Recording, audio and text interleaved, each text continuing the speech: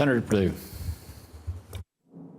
Thank you, Mr. Chairman, and thank you, Ranking Member Senator Cardin. I want to thank both of you for your leadership last week. Senator Cardin, in very difficult circumstances, stepping in, but I want to thank people on both sides of the aisle. Last week, I think we had a milestone of bipartisanship. As a new member, I'm very encouraged.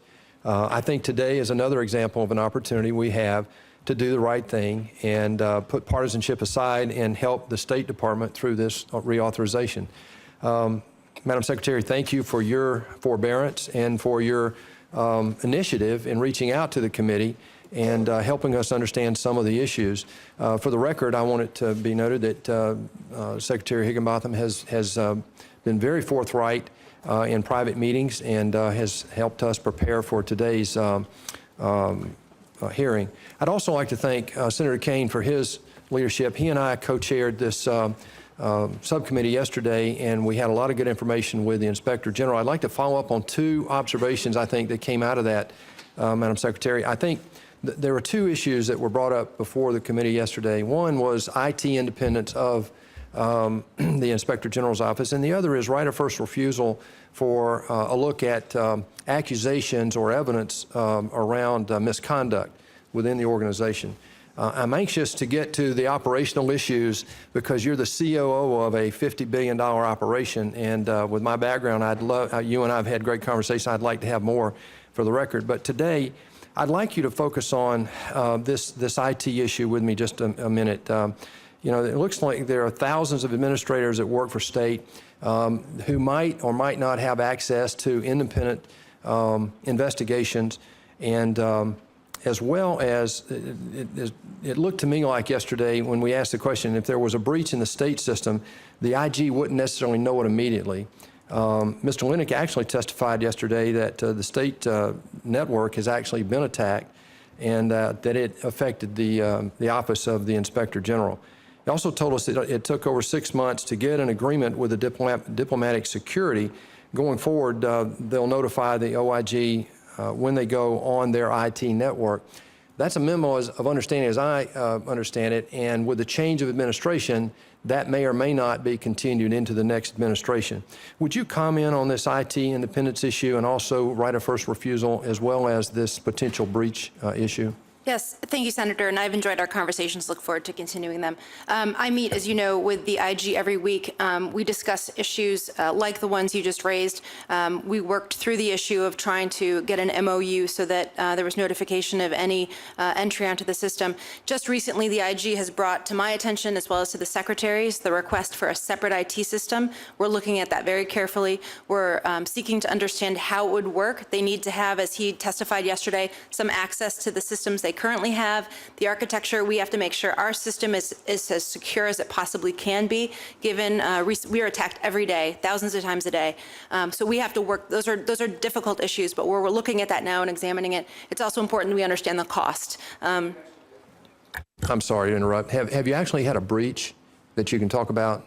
I can tell you, Senator, that we have been breached, as has been reported. Any further details of that, be happy to have in a different setting. So we continue to work through that, and I look forward to making progress on understanding how it would work and what it would cost. With respect to the right of first refusal, this is an issue that, as you know, Secretary Kerry appointed the IG, a confirmed IG, which is important. He's been looking at a variety of different functions to understand how this office is set up, and this is an issue he's brought to our attention. I have some information that we are analyzing to understand how it would affect statutory authorities we have, for example, in reporting civil rights violations and other things. So we're continuing to talk and understand what this will take. And I have confidence that we're going to be able to work through it.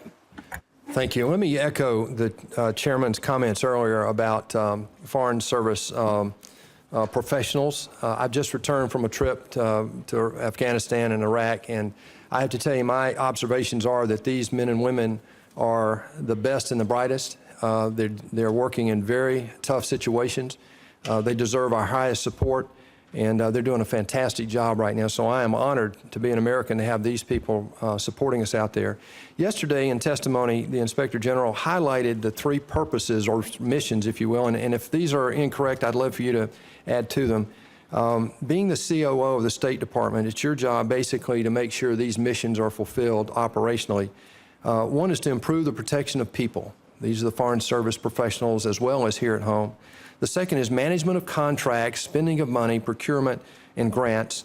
And then the security of sensitive information. You've spoken to the third one. Would you speak to the other two and then talk about the operational difficulties you've seen in the first year and what conclusions you're coming to in terms of improving the effectiveness?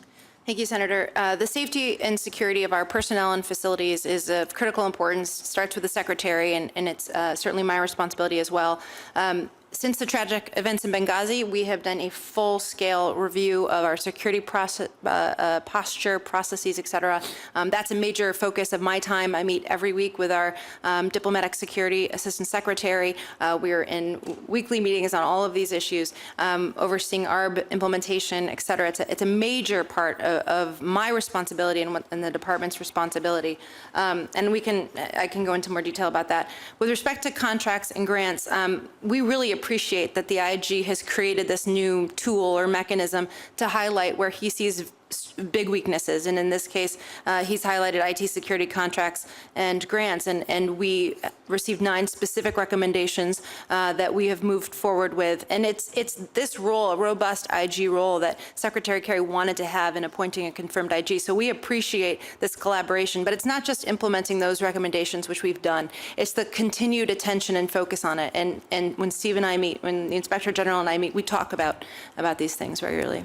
Well, I have to say for the record, he said the same thing. He highlights these 2 areas, but we've all had auditors in past lives, and his role is beyond that. His role is to be a partner of yours, and I applaud you for looking at it that way. Mr. Chairman, that's all I have now. Thank you. Well, thank you. I'm glad we have someone who's run major operations, dealing with somebody who's running a major operation to work with this. And